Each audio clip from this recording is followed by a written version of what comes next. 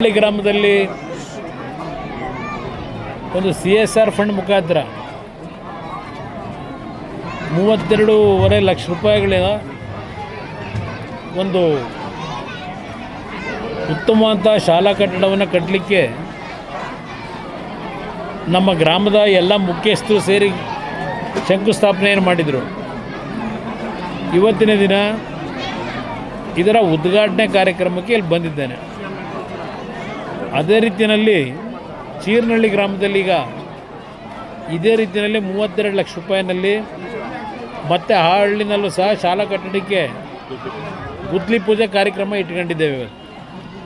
ಅದರ ಜೊತೆಗೆ ಕಿಲಾರದಲ್ಲಿ ಒಂದು ಬಸ್ಸಿನ ಅವಶ್ಯಕತೆ ಇದೆ ಅಂತ ಏನು ಹೇಳಿದರು. ಇವತ್ತು ಕಿಲಾರದ ಗ್ರಾಮದ ಮಕ್ಕಳ ಸುತ್ತಮುತ್ತಲ ಮಕ್ಕಳ ಶಿಕ್ಷಣಕ್ಕೋಸ್ಕರವಾಗಿ ಒಂದು CSR ಫಂಡ್ನಿಂದ ಮತ್ತೊಂದು ಬಸ್ಸಿನ ಒಂದು ವ್ಯವಸ್ಥೆಯನ್ನು ಅಲ್ಲಿಗೆ ಮಾಡ್ತಾ ಇದ್ದೇವೆ ಸರ್ಕಾರಿ ಶಾಲೆಗೆ.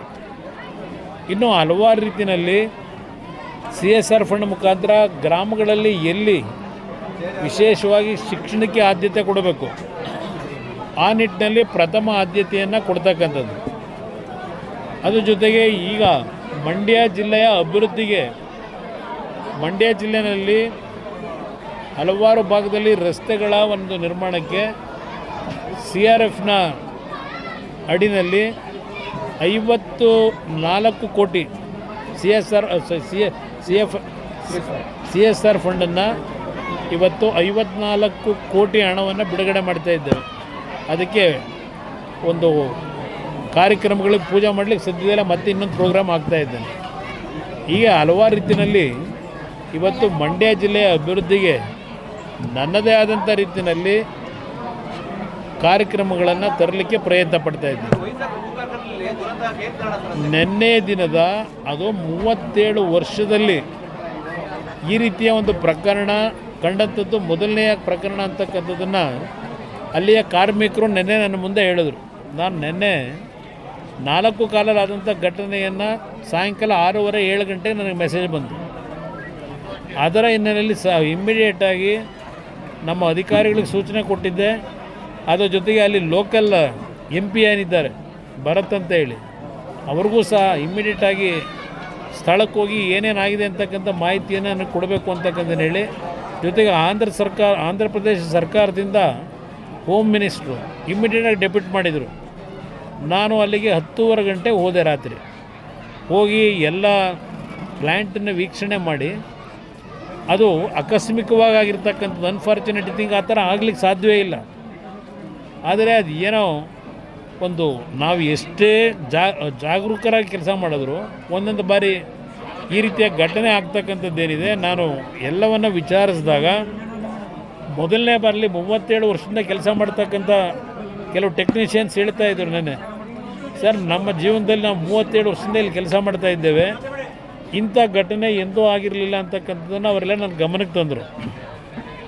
ನಾನು ಸತ್ಯಾಂಶವನ್ನು ತಿಳಿಬೇಕು ಅನ್ನೋ ದೃಷ್ಟಿಯಿಂದಲೇ ಈಗಾಗಲೇ ನಿನ್ನೆ ನಮ್ಮ ಇಲಾಖೆಯಿಂದ 3 ಜನ ಎಕ್ಸ್ಪರ್ಟ್ಗಳನ್ನು ನಮ್ಮ Bhilai steel plant, Rourkela steel ಪ್ಲ್ಯಾಂಟ್ನಲ್ಲಿ ಟೆಕ್ನಿಕಲಿ ಯಾರು ಕೆಲಸ ಮಾಡ್ತಾ ಇದ್ದಾರೆ ಒಂದು 3 ಜನನ ಡೆಪ್ಯೂಟಿ ಇವತ್ತು ಮಾಡಿದ್ದೇನೆ. ಇವತ್ತು ಹೋಗ್ತಾ ಇದ್ದಾರೆ ಅಲ್ಲಿ ಯಾವ ಕಾರಣಕ್ಕೆ ಇದಾಗಿದೆ, ಏನು ಸತ್ಯಾಸತ್ಯತೆ ಅಂತಕ್ಕಂಥದ್ದನ್ನು ವರದಿಯನ್ನು ಕೊಡಬೇಕು ಅಂತೇಳಿ 3 ಜನ ಎಕ್ಸ್ಪರ್ಟ್ಗಳನ್ನು ಇವತ್ತು ಒಂದು ಕಮಿಟಿ ರಚನೆ ಮಾಡಿ ಇವತ್ತು ಭೇಟಿ ಕೊಡಲಿಕ್ಕೆ ಆಗಲೇ ಸೂಚನೆ ಕೊಟ್ಟಿದ್ದೇನೆ. ಅದರ ಜೊತೆಗೆ ನಾನು ಆಸ್ಪತ್ರೆಗೆ ಹೋಗಿ ಏನು ಚಿಕಿತ್ಸೆ ನಡೀತಾಯಿದೆ ಒಂದು 6-7 ಜನಕ್ಕೆ ಅಲ್ಲೂ ಭೇಟಿ ಕೊಟ್ಟು ಯಾವ ಒಂದು ಕುಟುಂಬದಲ್ಲಿ ಈ ಅನಾಹುತದಲ್ಲಿ ಮರಣ ಹೊಂದಿದ್ದಾರೆ ಆ ಕುಟುಂಬಗಳ ಒಂದು ಮುಂದಿನ ರಕ್ಷಣೆಗೋಸ್ಕರವಾಗಿ ಸ್ಥಳದಲ್ಲೇ ತೀರ್ಮಾನಗಳನ್ನು ಮಾಡಿದ್ದೇವೆ. ಇವತ್ತು RINLನ ಪ್ಲ್ಯಾಂಟ್ನಲ್ಲಿ ಅಲ್ಲೇನು ನಮ್ಮ ಆಡಳಿತ ವರ್ಗ ಇದೆ ಸೂಚನೆ ಕೊಟ್ಟಿದ್ದೇನೆ. ಆ ಸೂಚನೆಯ ಪ್ರಕಾರ ರೆಗ್ಯುಲರ್ ಎಂಪ್ಲಾಯೀಸ್ ಏನಿದ್ದಾರೆ ಮತ್ತು 2 ನಮ್ಮ ಔಟ್ಸೋರ್ಸಸ್ಸಿಂದ ಕೆಲಸ ಮಾಡ್ತಿದ್ದವರು ಮರಣ ಹೊಂದಿದ್ದಾರೆ, ಅವ್ರಿಗೂ ಒಳಗೊಂಡಂತೆ ರೆಗ್ಯುಲರ್ ಎಂಪ್ಲಾಯೀಸ್ಗೆ ನಾವು ಏನು ಅವರಿಗೆ ಕಾಂಪನ್ಸೇಷನ್ ಕೊಡ್ತಾ ಇದ್ದೇವೆ ಅದೇ ಕಾಂಪನ್ಸೇಷನ್ನ ಔಟ್ಸೋರ್ಸಸ್ನಲ್ಲಿ ಕೆಲಸ ಮಾಡ್ತಾ ಇರತಕ್ಕಂಥವ್ರಿಗೂ ಕೊಡಬೇಕು ಅಂತ ಸೂಚನೆ ಕೊಟ್ಟು ಇವತ್ತು ಒಂದೊಂದು ಕುಟುಂಬಕ್ಕೆ ಬಹುಶಃ 1.25 ಕೋಟಿಯಿಂದ 1.5 ಕೋಟಿ ಹಣ ದೊರಕ್ತಾ ಇದೆ. ಆ ರೀತಿಯ ನಿನ್ನೆ ತೀರ್ಮಾನ ಮಾಡಿದ್ದೇನೆ ಸ್ಥಳದಲ್ಲಿ. ಅದರ ಜೊತೆಗೆ PM ಅವರ ರಿಲೀಫ್ ಫಂಡಿಂದ ವಿಷಯ ಗೊತ್ತಾದ ತಕ್ಷಣ ಅವರು ಸಹ 2 ಲಕ್ಷ ಒಂದೊಂದು ಕುಟುಂಬಕ್ಕೆ ಪರಿಹಾರವನ್ನು ಘೋಷಣೆ ಮಾಡಿದ್ದಾರೆ. ಆಸ್ಪತ್ರೆಯಲ್ಲಿರ್ತಕ್ಕಂಥವರಿಗೆ ಚಿಕಿತ್ಸೆಗೆ 50,000 ರೂಪಾಯಿ ಅವ್ರ ಕಡೆಯಿಂದಲೂ ಕೊಟ್ಟಿದ್ದಾರೆ. ನಾವು ನಮ್ಮ ಅಧಿಕಾರಿಗಳಿಗೆ ಹೇಳಿದ್ದೇನೆ, ಆಸ್ಪತ್ರೆಯ ಸಂಪೂರ್ಣ ಖರ್ಚು ವೆಚ್ಚವನ್ನು ನಮ್ಮ ಇಲಾಖೆಯಿಂದ ಭರಿಸ್ತಾ ಇದ್ದೇವೆ. ಅದರ ಜೊತೆಗೆ ಆ ಒಂದು ಕಾರ್ಖಾನೆಯಲ್ಲಿ ಕೆಲಸ ಮಾಡ್ತಾ ಇದ್ದಂಥವ್ರು ಏನಿದ್ದಾರೆ ಅವರ ಕುಟುಂಬಗಳಿಗೆ ಆ ಕಾರ್ಖಾನೆಯ ನಮ್ಮ ಟೌನ್ಶಿಪ್ ಏನಿದೆ ಅಲ್ಲಿ ಅವರಿಗೆ ಒಂದು ಮನೆಯನ್ನು ಪರ್ಮನೆಂಟಾಗಿ ಕೊಡ್ತಕ್ಕಂಥ ನಿರ್ಧಾರ ಮಾಡಿದ್ದೇನೆ. ಅದರ ಜೊತೆಗೆ ಆ ಕುಟುಂಬದಲ್ಲಿ ಒಬ್ಬರಿಗೆ, ಅದು ಔಟ್ಸೋರ್ಸಸಿಂದ ಕೆಲಸ ಮಾಡ್ತಿದ್ದವರ ಕುಟುಂಬ ಇರ್ಬೋದು, ರೆಗ್ಯುಲರ್ ಎಂಪ್ಲಾಯೀಸ್ ಇರ್ಬೋದು, ಆ ಕುಟುಂಬಗಳಿಗೂ ಒಂದು ಉದ್ಯೋಗವನ್ನು ಕೊಡ್ತಕ್ಕಂಥದ್ದಕ್ಕೂ ಆದೇಶ ಮಾಡಿದ್ದೇನೆ. ಮತ್ತು ಅವರ ಮಕ್ಕಳಿಗೆ ಶಿಕ್ಷಣಕ್ಕೆ ಸಂಪೂರ್ಣವಾಗಿ ಜವಾಬ್ದಾರಿ ನಮ್ಮ RINL ಸಂಸ್ಥೆನೇ ತೆಗೆದುಕೋಬೇಕು ಅಂತಕ್ಕಂಥದ್ದು ಮತ್ತೊಂದು ತೀರ್ಮಾನ ಮಾಡಿದ್ದೇನೆ.